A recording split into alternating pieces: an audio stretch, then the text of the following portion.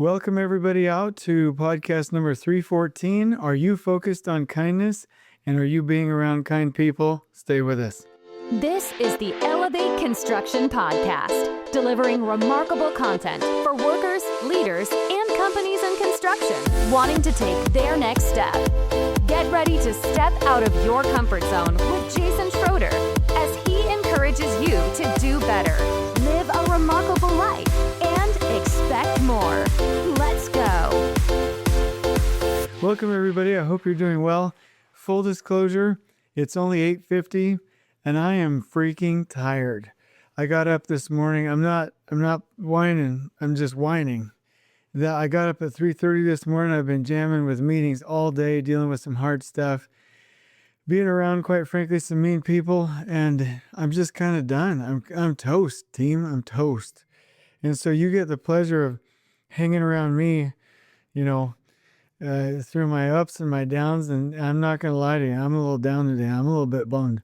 So, and actually I was going through my podcast and I'm like, I'm suffering from like cognitive decline. I'm so tired today, but I can talk authentically about a certain podcast topic that I think you'll enjoy. And it's about kindness. So let's get right into it. So I'm a little tired, feeling a little down. I need some love, send some prayers my way. I just, we're at a point with the business where I need help and I'm just working a lot. Like I said, I don't need people's sympathy. I'm just being like, hey, I'm tipped over. So I'm doing this podcast with you tomorrow night. Oh, this is what I'm excited about. Tomorrow I get to go up and I'm in a leadership calling at church, and I get to go up to a young women's camp for their youth church camp, and do a presentation or bring us some treats and basically present, some nice things and make the kiddos feel special, make my two daughters feel special. So I'm excited about that. And I'll record something on the way. So tomorrow will it won't be a day off. I'm committed to you, but tomorrow will definitely be a windshield time podcast. So stay with me here. But I do want to talk about something that's near and dear to my heart, but actually I'm getting ahead of myself. Let me talk about some feedback and fans. Hi, Jason. Thanks for the opportunity to get in touch. Let me introduce myself and explain what I'm looking for. I'm working as a project director, an engineering and construction firm, and he goes on to say what specialty he's in.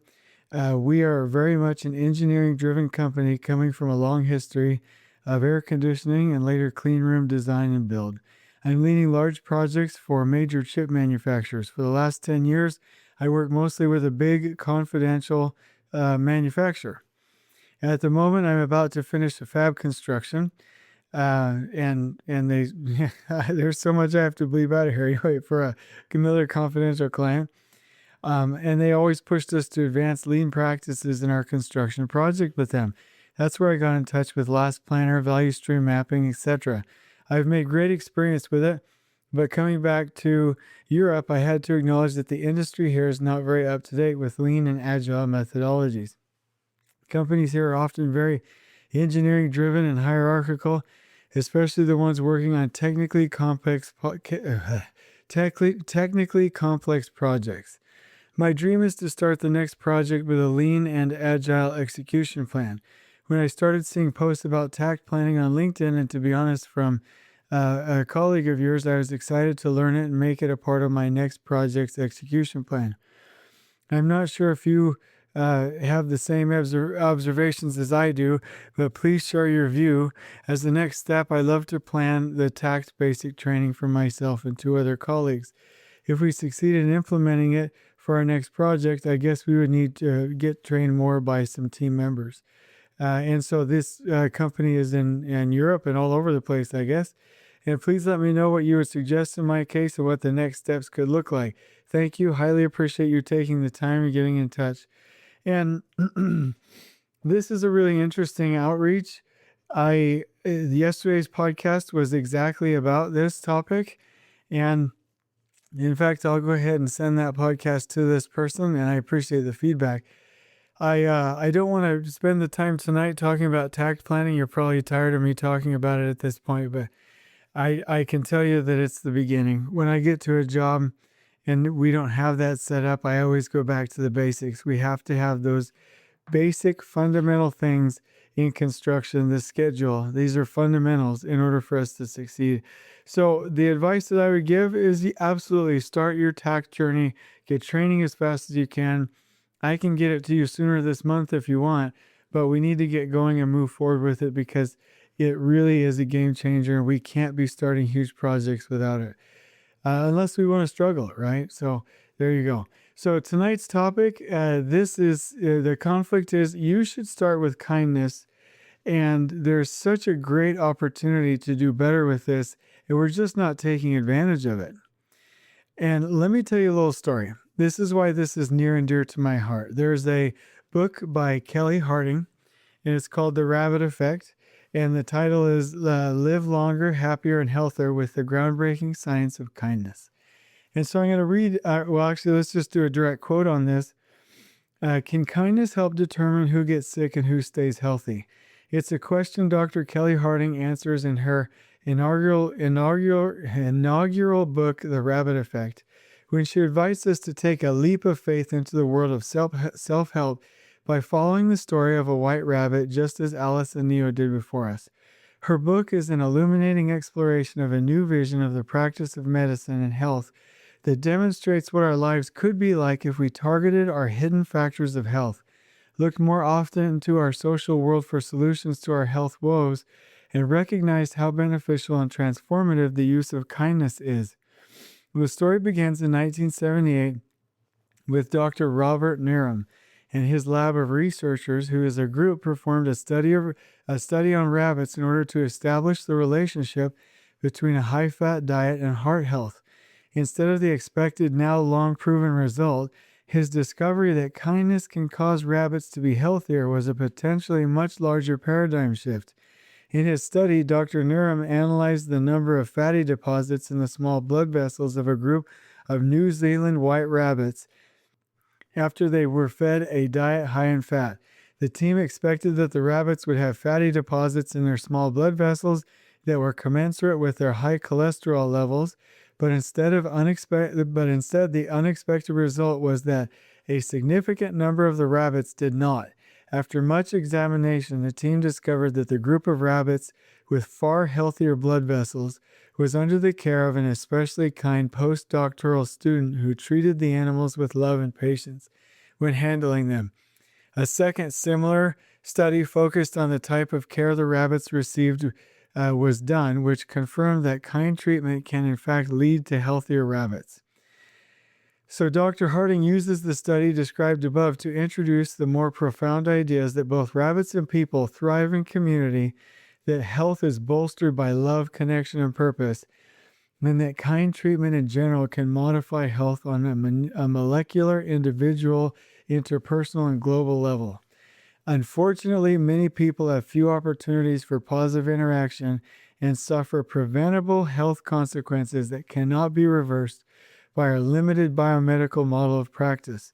To illustrate the effects of kindness or the lack thereof, she leads the reader down the path of her career through her education and practice of medicine, all the while providing concrete examples using stories drawn from interactions she has with her own patients, as well as providing the hard scientific evidence needed to back up her hypothesis. And I'm talking about this tonight because it's such a misunderstood and difficult thing. Just a quick little story here. I remember just working for a grumpy and mean and rigid person one time, and I've told you this story before, but I was so happy to just get out of that environment and get into a better situation, even if it wasn't as ideal. I remember there was a time when I was doing training and I gave up my dream to continue doing training in an organization because my supervisor was mean. And I had things to do with that too. So I'm not blaming it entirely on somebody else, but I can tell you it was a horrible environment and I felt totally unwelcomed and unloved and unappreciated and shut out. And that goes back to the concept that people usually quit their bosses. They don't usually quit their company, right?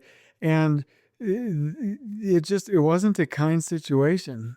And when I look back throughout my life, there have been people at church, people even in extended family, people at work, and they're just negative. They're having a hard time. Now, I'm not like judging. Oh, I'm going off in a weird direction, but here, I'll get back to the point here in a minute. But they're just negative people, and they've got problems. Some people are prideful and can't let it go and don't know how to apologize. Some people have emotional difficulties. Some people are actually suffering from depression, right?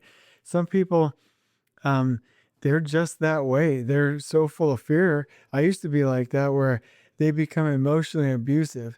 Either way, I can honestly say that I've never been one that just walks around bad mouthing people all the time and being super negative. And if I ever had started that, I'd fix it really quickly. And my point with this is, even today, I had an interaction with somebody who's just always, always just negative. And it's because in that situation, the people that I'm talking about are fearful. And this is what makes the situation really sad, is that they're fearful, they're possessive, they have their security, they have their comfort zones, they have their kingdoms, they become kings and queens of their kingdoms, and they start to get really possessive of their little spheres of influence, and they get out of an hierarchical environment, and so they lash out at other human beings and protect their kingdoms. That's why we have books called Silos, Politics, and Turf Wars. Nicholas Modig talked about this in a non-integrated environment where once you geographically separate civilizations or teams, then you have these little islands with kings and queens, and they start to really treat each other badly, and they start to have negative human interaction. And that reduces productivity even more. So when Nicholas was talking about it, he was talking about it from a flow efficiency standpoint and the health of an organization. But we see these things that happen all the time. Why am I telling you this? I'm telling you this for a couple of reasons. There's been a couple of situations recently where I haven't been treated very kindly by a particular person. And there's probably only like one more time that I'm going to deal with that before I fix that situation. The sad part about it is that we have to help our brothers and sisters in life. We have to forgive. We have to love. We have to help.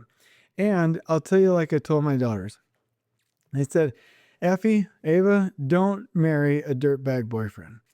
You are not going to save anybody by stooping to somebody else's level. They need to rise to your level. You need to stay classy, stay righteous, stay worthy, stay educated, stay above the fray, stay honest, stay all of those things. And if there's a boy that wants to date you, let them rise to the occasion and come to your level, even if you have to wait. Don't ever think that you do anybody any favors by stooping to their level.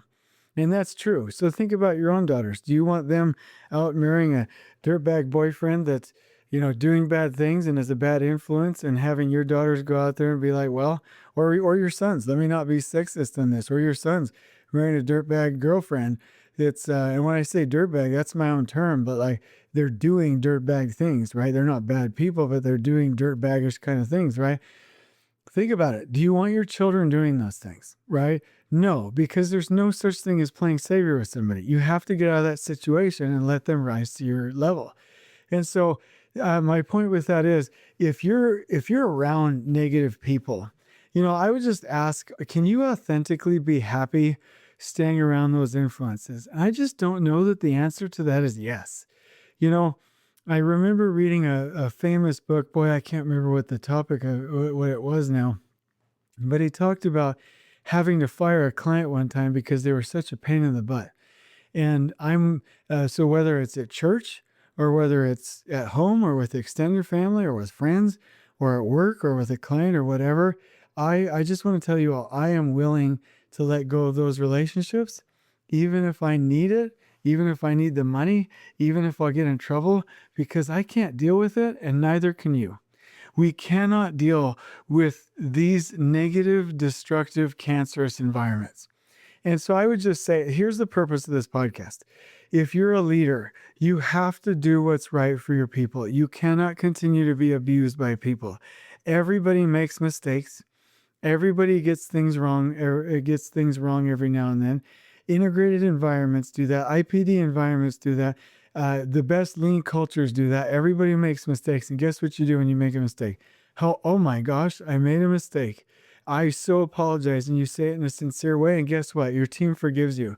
We don't go like being negative, being destructive, and being so fearful that we're always, getting after each other. So if there's a person on your team, if there's an extended family member, if there's a person at church, if there's any kind of influence anywhere, if you're like, you only got one client, that client's abusive, you've got to think hard, and I have to think hard, like, is this worth it?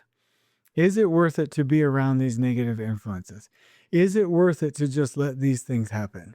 Is it worth it to just let other human beings be affected by that negativity without correcting the situation? And I'm telling you, for myself, it's not worth it. So am I going to give up on people and throw people away? Absolutely not. Am I going to disown family members? Absolutely not. Am I going to never help somebody or cut somebody off? Absolutely not. Am I going to never talk to somebody at church? Absolutely not. But am I going to get out of that situation and tell them I love them on the way out, and tell them that, hey, if you ever want to be positive and, have a good time, my door's always open? Absolutely. But am I going to stay in that situation? Absolutely not. And I can just tell you from experience that I have had to terminate people that were in that situation. I've had to walk away from people that were in that situation. I've had to move away from family members when I was in that situation. I've had to correct situations like that with church leadership when people were being super negative, and it's the right thing to do to protect others. And I've had to stay away from destructive and negative employers and clients before. I've just had to do it. And I'm going to continue to do that, because just like with the rabbit effect, it affects our health. Like, do I sound happy today? I didn't deserve any of the negativity that came my way, and I'm not being whiny. I can deal with stress and stuff, but I'm not dealing with it long term, because I and you and all of us deserve to be treated with some human dignity and some respect. And I'm not responsible for somebody else's emotions. I'm not responsible for somebody else's fear. I'm not responsible for somebody else's siloed behavior. I'm not responsible for somebody else's mental illness, although I would be more than happy to donate or help them in any way I can. I am not responsible for somebody else being in a situation where they're abusive, and neither are you. So my advice in this podcast is, please, please do not hang around those people. You are the average. You are the average of your closest 5 people that you hang out with. You are the average of the 5 most recent books that you've read. You are the average of your friends. And if your friends are negative, then they're going to drag you down. If your friends are positive, they're going to lift you up. Let me just say something right now. This is kind of a weird and out of my, I'm probably going to get in trouble for this, but let me just say it like this.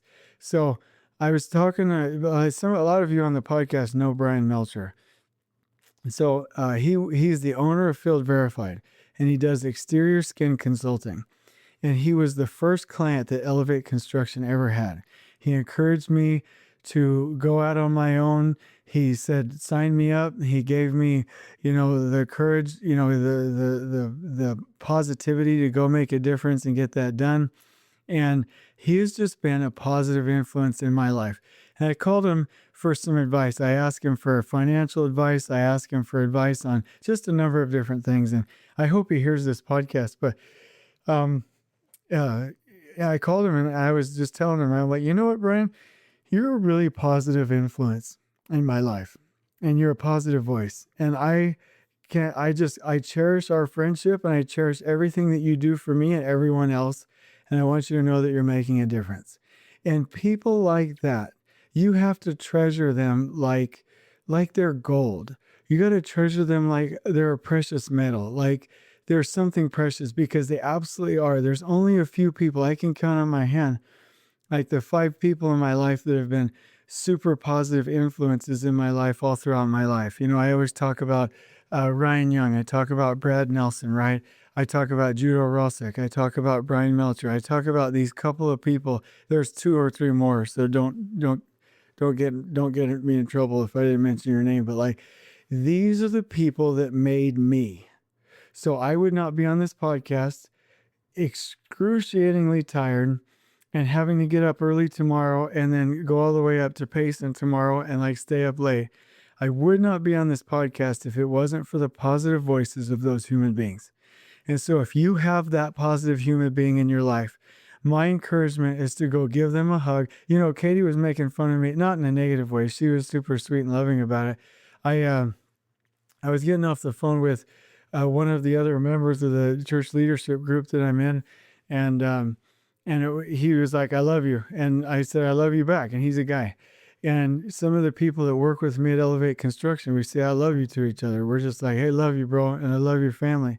And they love and take care of my kids, and they like, you know, we just like that's it. I just want to be around people like that. Like I'm not gonna waste any more time in my life being around unkind and unfriendly people. I'm not gonna do it. And so if I'm around and this behavior continues to happen, it's going to stop.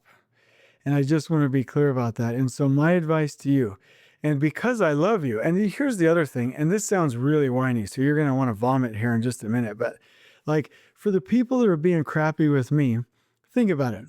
So here you got a guy that literally, and I say this for effect. I do. I'm going to stick with this.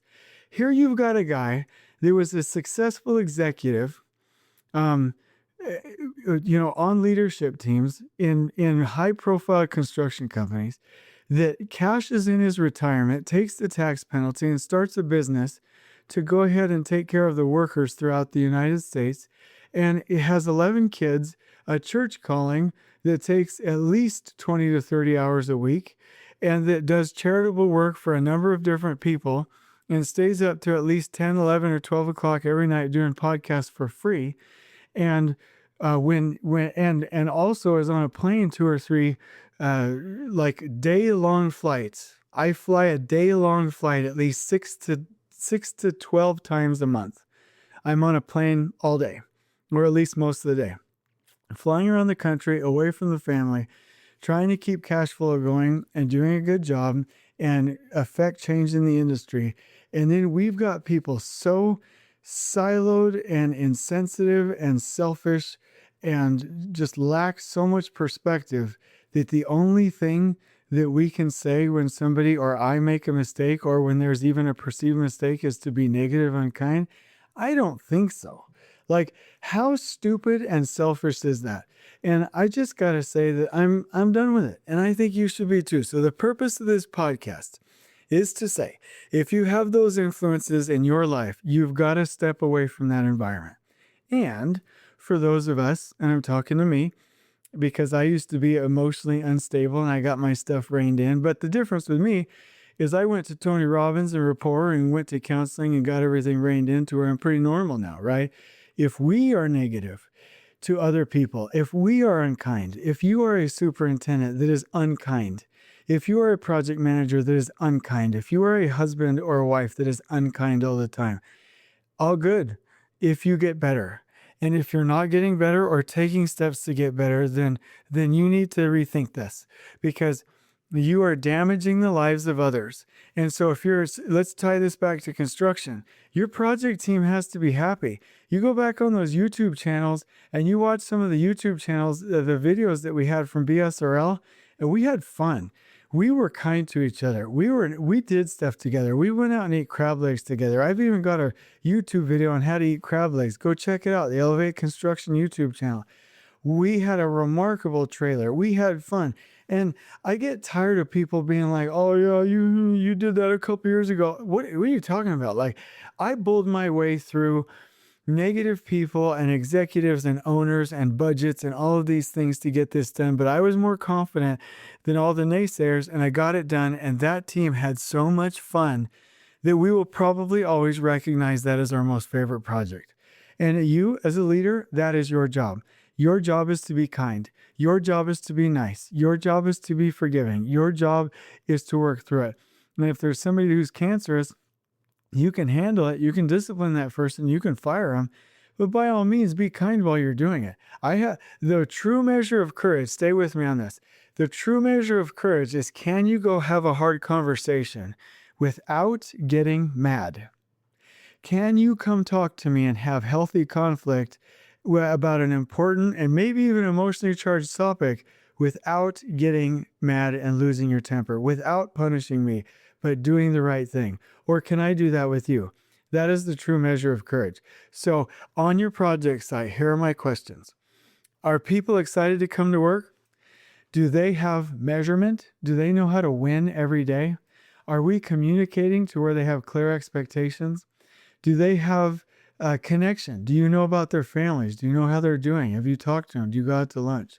And do they feel relevant? Have you told them how special they are? Have you had a love fest, bromance, or cismance, whatever you call that moment where I just made that up, where you look them in the eye and you say, you know what? You are a positive voice. You are a wonderful, energetic, high energy, positive influence on this project. Have you gone up there and told them that? And do you create moments where that team can connect? Do you create moments where there are kindnesses? Do you create moments where you give a birthday gift? Do you create moments where you go do that nice thing? Do you create moments where you go do a shout out? Do you create moments of understanding and being approachable? And I'm not guilting you. I'm not saying you're a bad person.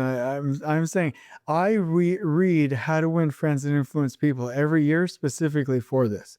And so my challenge to us, here's the state of our industry. People just are not kind, and there's very little kindness on the construction site. And I can tell you, being a general contractor superintendent, there's very little kindness for trade partners. I can tell you today when I was being talked down to, I imagined what it was like to be a trade partner. I thought to myself, I bet you this is what it's like to be talked down to like you're a trade partner. You and I and everybody needs to espouse more and more kindness. We need to repent of our anger. We need to repent of and I'm being serious, I'm not joking around right now. We need to repent of our hard feelings, of our criticism, of our bad attitudes.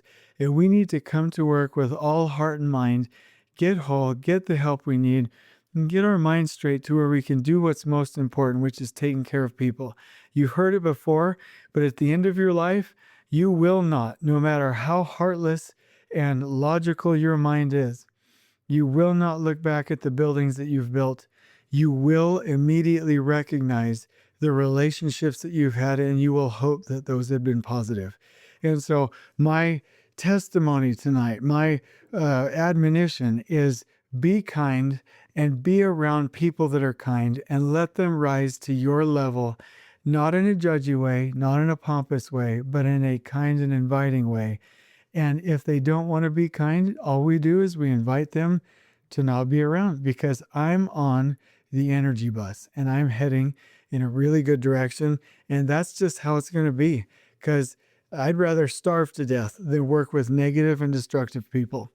And so that's my podcast for tonight. I hope that wasn't too far from the path of what we should have been talking about. I really appreciate you being patient with me on this podcast.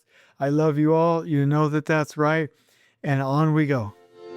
Please join us next time in elevating the entire construction experience for workers, leaders, and companies coast to coast. If you're enjoying the show, please feel free to share with your construction colleagues and help us spread the word by rating, subscribing, and leaving a review on your preferred podcast listening platform. We really appreciate it. We'll catch you next time on the Elevate Construction Podcast.